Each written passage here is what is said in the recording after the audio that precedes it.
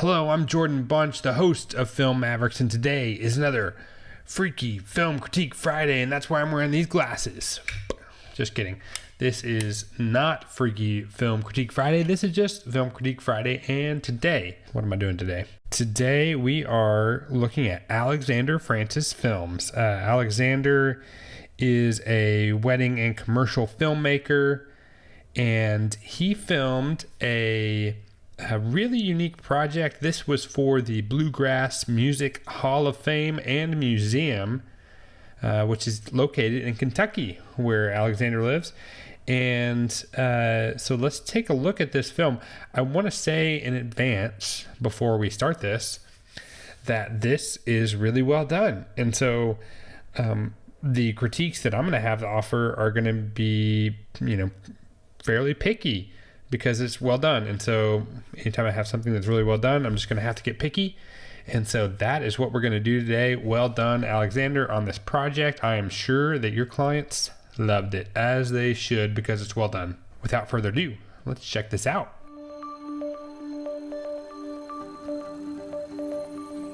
It's definitely a cool little intro he's got going here.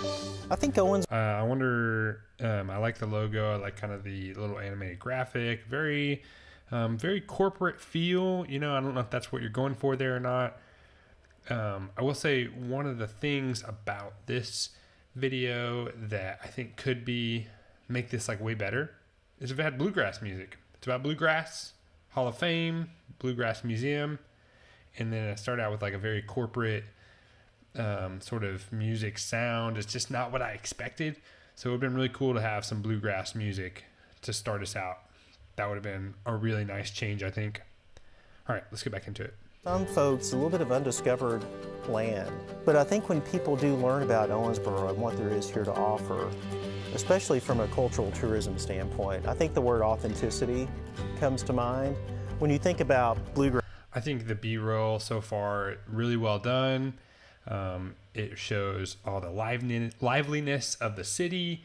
It matches kind of with what the voiceover saying about the sort of liveliness and authenticity of the city of Owensboro. And obviously we get a little bit of a taste of some people playing bluegrass, it appears here, and they're having a blast. And so all that looks really nice. I think the sound of the voiceover is a little bit hollow. And I know you just recorded this because I saw in some later clips that you just recorded this on a lav, and I'm almost positive I identified that as the lav that comes with the Tascam DR10L. Could be wrong, but I think I'm right. We own a bunch of those, so very familiar with the look of that mic. But I think, so obviously when you're recording at a lav, like it's not going to be the most robust sound, and that's fine. We use a lot of lavs for interviews like this, but there's some work that you can do in post that will give some more resonance, some more fullness, some bass to that sound, and I think that would be really helpful for this video. And again, it doesn't sound bad. It's totally everything is very legible, sounds good, crisp, but that's just something that could be improved. Also, I notice that, and this is the first shot actually where I notice a pretty big shift in sort of skin tones, and it's not too bad here. And I know like this is a stage which is usually lit with a super warm light, but I can see I can tell that it's lit without super warm light. It's just kind of a dramatic shift from shot to shot when we shift from outdoors into this sort of night concert hall or wherever this is. I guess this definitely is in the concert hall, actually, I can tell. So that's just something to sort of think about, as maybe sort of having like a more cohesive look to some of the colors throughout the film, which is something I struggle with personally as well. So, I'm kind of not always practicing when I preach there, but I'm very aware of it, and it's a challenge. It's something I'm constantly trying to learn more about. In fact, I'm bringing in a colorist to teach me and my team more about this, because it's an area that we want to grow in this year. So anyways, I just want to point that out, that I'm noticing that here from the start. When you think about bourbon, when you think about barbecue, these are some things that are really baked into our culture. And again, I love the way you're doing a good job, and a lot of amateurs don't do this, and you're doing a great job with that, matching up the words with the B-roll that you have, making sure, hopefully, you're sort of like making some notes, sort of being aware of the interview and what B-roll shots you need to get, whether you did that or you just kind of got really good coverage. Regardless, doesn't matter. Like, you did a good job of matching those things up together. So that's really good. I feel like this is a time where we're just really living that. Okay, I'm going to make a comment here about the interview lighting. Clearly, you had a great intention here with the interview lighting. Obviously, you took a lot of care into using your lights, but they could have been placed better. And so I'm going to say something about that. So clearly, you have some sort of a hair light going here. It looks like it's, in my opinion, maybe it's aimed a little bit high. I think that's what it is. It's aimed a little bit high because it really doesn't do much at all for like his shoulders, his arm. It really hits on his hair nicely, around his ears, and so that's great. But what I'm seeing, and I'm going to use a cursor here so you can kind of see, is look at the shadow on his nose, and then look at the shadow of his instrument here that's casting across his chest. Primarily issues with his face, but this also would help the shadow coming across his chest, is if you raise the light up. So you had the light based on the shadow. I can see the shadow comes right through here. So you had the shadow pretty much at his head level. You want to raise that light up. It should be, way up here off screen, and then coming down at him. And what that would do is it would cast that shadow more here rather than here. And also our shadow from his instrument here would move from here down even lower. It'd be much more attractive, but especially on his face. The other thing I would consider is a little bit of fill light on the left side of his face. As we play this clip, it's a little bit more dramatic as he shifts his face around, but you're going to get a lot more attractive look if we use a fill on the left side of his face to kind of light that up a little bit and sort of diminish some of those shadows. It's a pretty dramatic fall off from light to shadow on his face, and so that would really help. But the main thing, if you don't have the extra light or whatever, you just have the two lights, so you're hitting him kind of with the hair light to create some separation from the background like we see there, which is good. But you didn't get that light high enough, and so it creates a shadow that's not a really great look there on his nose and the left side of his face. So if your light source was bigger, that'd be cool because it kind of wrap around him more. So there's a little bit of a small light I can see by the harsh line here. But if that's all you're working with, that's all you got, and you sort of kind of had to move quickly, so you didn't have time to set up something bigger to make the light softer or whatever, just move the light up, and that would help out a lot. Let's keep watching. Really well. It was a long time coming. A long time as far as Owensboro and bluegrass music deserves an Americana music. Same thing here with the lighting, is I can tell that the light's pretty much on the plane with her.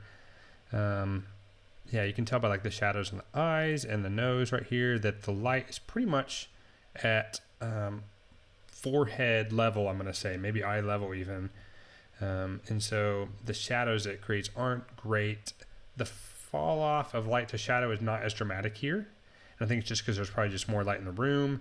The hair light is nicer here than it was in the other one. I think you aimed it better, and so nice all along her hair, all the way through the shoulder and all the way down the arm. And so that creates that nice separation from background to the subject, which I think looks great. Tribute like this at a place to show off our history. I'm going to say this, and this is kind of an issue throughout, is with your gimbal work. That Z-axis, which is the axis that the gimbal doesn't do anything about, is the up and down movement of the gimbal. It's just, you just need more practice with that. It's just a matter of getting out there and practicing more, I think, which is, something that we all need to do more of, is when we're not on the shoot, to spend some time really honing our craft in situations that don't matter that much. So really working on that ninja walk. Look on YouTube. I know lots of people kind of show how they do it. Maybe you'll get some tips and ideas from them, but really honing that walk so that it's a nice smooth walk, so you don't get that up and down movement. I'm seeing a lot of that in most of the gimbal shots that you have, and it doesn't look terrible, but it could certainly look a lot better. You might even be able to do a little bit of work. I don't know what editing software you have, but if you have access to Warp Stabilizer, it can do wonders for this sort of thing. But if you can get it right in camera, you're going to save yourself a lot of time, and that would just make these shots look a lot better. The other thing is, and this is the case with gimbals, is they just sort of a lot of times look robotic if we don't use them just correctly, and that's where we kind of get these sort of jerky pans a lot of times. And so just be really aware of that. If you're going to do some pans, just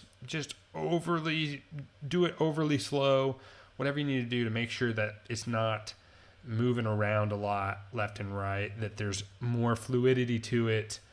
That would definitely help with that look, because it sort of takes me out of the moment when I see those sort of robotic pans. And rather than focusing on the story, I sort of focus on the camera work.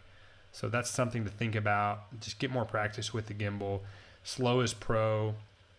Be really slow and smooth. Maybe, don't put these big, long movements into the video until you get really, really good at that.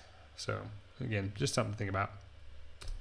Our roots and all the great things. And that from that shot to this shot, that's where, again, I noticed a big color jump, where the last shot was really warm, and then we see just kind of perfect skin tones through here.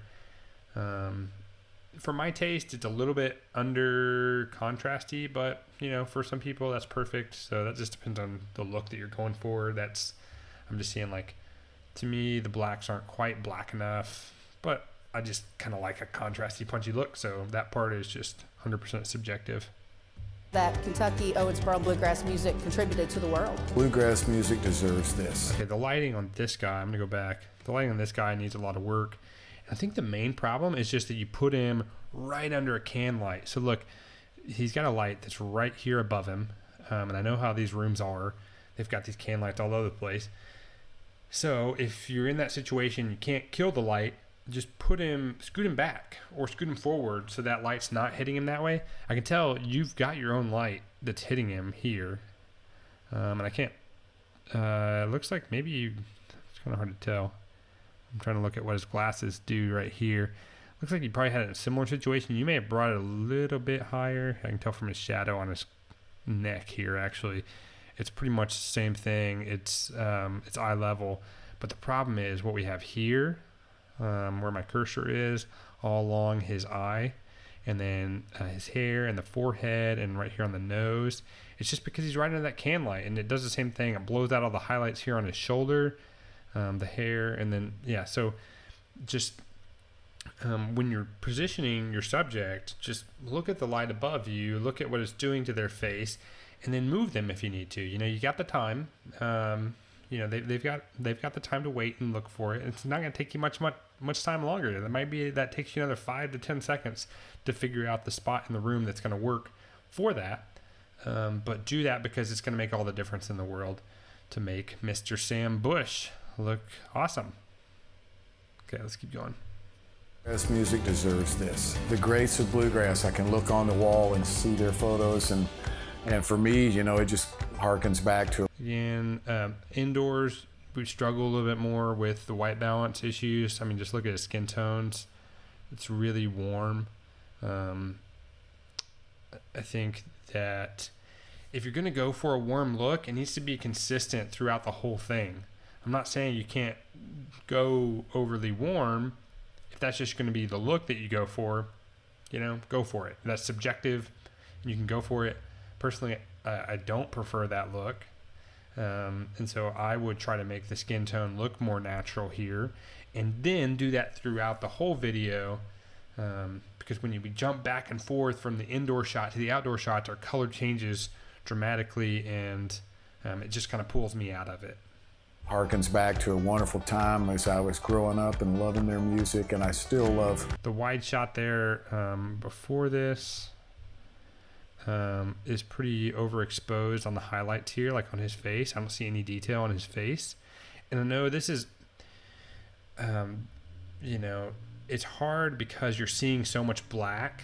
You're seeing all the black in the background. You're seeing all the black in the foreground. And so you want to err towards kind of keeping things lit, but don't blow your highlights. So, you know, just set your exposure for his face. And, you know, maybe he's moving in and out of light because the rest of these guys are lit properly. But I don't know if he's moving in and out of that or what the case is. But in this shot, his face is overexposed where I don't see any detail, and so it just doesn't look great. I would err towards going darker. And then bringing up the shadows that you need to in post. Loving their music, and I still love the masters of bluegrass music. What we wanted to do is create an experience that is unique. It's already unique in the fact that this is the only cultural center dedicated solely to bluegrass music. Those last two, and this one as well, is where I really noticed those gimbal things that I was talking about before. These are cool camera moves. These are like, these really help support the film, but the jumping, the up and down, and the lateral movement here just feels jerky. So again, just kind of slow down and practice those things. Attraction. So we have twice the exhibit space. So we had the luxury of telling the story in kind of unique, compelling ways and updating how we tell that story. But I'm going to go back, and I know I already talked about the lighting in here, but I'm going to point out this is, I didn't mention this, is when we have the lighting like it is, the nose casts this big shadow all over his eye, and so his camera left eye, it really goes into the shadows and it's not lit up at all. And that's one of the bigger problems with having the lighting so low like it is that it just creates that sort of flat lighting where it covers up all the eyes, and the shadows just aren't as attractive as if you raise that light up. So I know I've already harped on that, but just wanted to mention that. The story in kind of unique, compelling ways and updating how we tell that story. But then one of the things that I think is really a big change from our former location is that I wonder if this old guy just kissed this guy's hand afterwards. It looks like he like kisses his hand and then you cut. That's not a comment on your shoot at all. It's just kind of a funny thing that I wish I knew if he did that or not. big change from our former location is that the building is designed so that folks can experience the music. That shot was like better. You had like more fluid movement until the very end of it, and then you had the up and down. So maybe just cut right before you had the up and down movement. I think that would look better. Here, this is much better exposure. There's no blown highlights on any of your subjects on stage. And I don't mind that any of this falls into shadow, like it loses all the detail in the shadow. That doesn't bother me at all because like the subject is clearly the bluegrass band on stage. So they're the ones who need to be exposed properly, not all these people over here. So this is perfect. Behind the exhibits. Live bluegrass music, I think, really energizes. I think you do a great job of like mixing from these wides to the tight details of the hands going up in the air, and then the tighter shot of the musicians, you know, and then back to the interview. It's a good mix. Like it keeps me interested throughout, having the diversity of shots like this. Everything that we do. Bluegrass is one of those unique genres where just about everyone who participates, even though they're doing their own thing, they really do like to honor the roots of the music, and so that just plays into our mission perfectly. This is where you see, like, again, just like the dramatic shift of color. And this is more difficult because you're at sunset here. So like we got golden hour.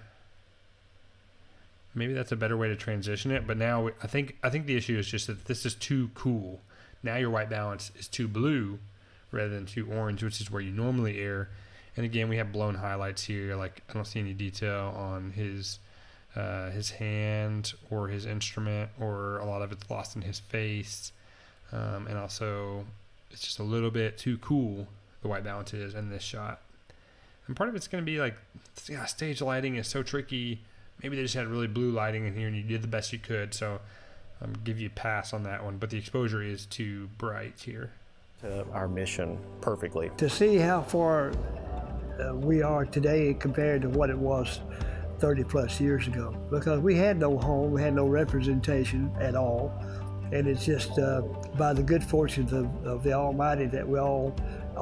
I like this shot. I really like the framing on this shot. If I did anything differently, I might tilt the camera just a hair to the right, but that's being super picky. In this situation, you kind of do have to have your light a little bit lower like you did because he's wearing this hat. So, you know, to me, there's nothing wrong with this. I really like the background. It's in a great spot. This is a cool shot. I like these looking off camera too. Yeah, just a good shot. At the same time, the city of Owensboro, from the get-go, have been the strongest ally for our music. Again, we noticed what I was talking about with the gimbal again. Just bring it up real quick. You know, they are truly genuine in their outpouring of affection. I think there may be a shutter issue here too, and sometimes it's the playback on Vimeo is not great, but I'm not like I'm not the one who always sticks to the shutter rule, so but I feel like I see something weird with the shutter frame rate combo here. I'm not sure what it is exactly. I'm gonna play it back again. I noticed it in the hall where it's showing all these people. Let's watch it again real quick and see. You know, they are truly genuine in their outpouring of affection. I don't know, maybe I'm being weird. And the artist. Internationally, bluegrass is such a huge draw. With the Bluegrass Museum, Owensboro can truly be an international mecca and a major attraction for international visitors because they are very in tune with bluegrass. Bluegrass is something they grew up with, something that is. Again, I just try not to blow any of this stuff out. Like, I'd be okay if this was a really dark shot because he's looking at a screen, you know. But it looks cheap when you blow out the screen like that. So just, again, more food for thought. Americana, and they want to experience it. And I believe international visitors a lot of times know more about bluegrass and appreciate it more than we do ourselves. There are just so many things to do here in Owensboro. I like that shot. This shot right before this of that fountain, super well executed. Do is partner and be a part of that. I think we can be a differentiator in some ways because this is the only Bluegrass Music Hall of Fame and museum. It's here in Owensboro. I mean, we are to this genre what the Country Music Hall of Fame is to country music in Nashville, but I think it all dovetails really well together, and so we're thrilled to be working with the downtown hotels to bundle ticket packages. We've only had a handful of concerts. More exposure issues over here. We blow out the detail on her face. It's something that is just really tricky with stage lighting like this. I know that you're getting like a readout if you're using your histogram or whatever, that like your blacks are all clipped, and so, or if you're just looking at it on the screen, maybe that's the issue, is you're just sort of trusting the screen. Pull up your histogram and look, and you'll be able to see that your highlights are clipped here. Use the zebras. I'm pretty sure you're a GH5 user. I could be wrong, but if you are, you've got access to the zebras, which will tell you that her face and these instruments are all blown out. Use that. You know, you got the tools. Use it. Ticket packages. We've only had a handful of concerts since we've only been open a short time, and people have told me, hey, we were coming down from Louisville or coming up from Nashville, and we saw we could bundle a hotel, so we're staying right downtown. And I think that's exactly what we want. I mean, that's the plan really at work, and so we want to really do our part in that, try to create some energy for everything else that's going on downtown. These are all nice shots. Congratulations, Owensboro. You've done a wonderful job, and you've given bluegrass music a home for a museum. Well deserved. Thank you. Nice. Very cool. All right. Excellent work. Again, you did a great job, and I know they loved it. And I think you really did a really nice job of capturing the essence of this grand opening event that they're having here at the Bluegrass Hall of Fame, and you know, really made them proud in what you did and showed this off exceptionally well. The story, which is, God, the story is always always king. And you kept the story of what this whole thing is about and why it's so important to the city, why it's so important to bluegrass music. You kept that at the core of everything throughout, and it was laid out nicely in terms of the audio bits and when they were laid out to be able to tell that story in a really nice way. The B-roll supported what was being said in the audio. So all that was excellent. It's, just like a few little kind of nitpicky things that I think, when I say like they're nitpicky things, I don't mean they're not important. Like, they are important things. And if you can improve those things, I think you're going to find you're so much happier with your final product. You're going to look back and see, a year from now, after making some of those changes, honing that craft in those ways, you're going to look back and say, oh man, that would have been so much better if I had done it again just a year later. So again, very well done. Super impressed with the way that you told that story, and I know that it did them a great service. So well done on that, and thank you for putting yourself out there. I really am so grateful that you put yourself out there, and hopefully this was super helpful to you. Hopefully this was helpful to you, whether you are the filmmaker or whether you're watching this and trying to learn. If you found this helpful, we're putting out these videos every single week. We also have a weekly podcast where I interview some of the top filmmakers in the world, in my opinion, in independent small business filmmaking, wedding filmmaking, all that kind of stuff. Drop some comments, give some encouragement to Alexander, because he did a great job here and he put himself out there. And it's always sort of a scary risk when you do something like that. So I'm super grateful to you, and hopefully this made it all worth it for you. So yeah, thanks.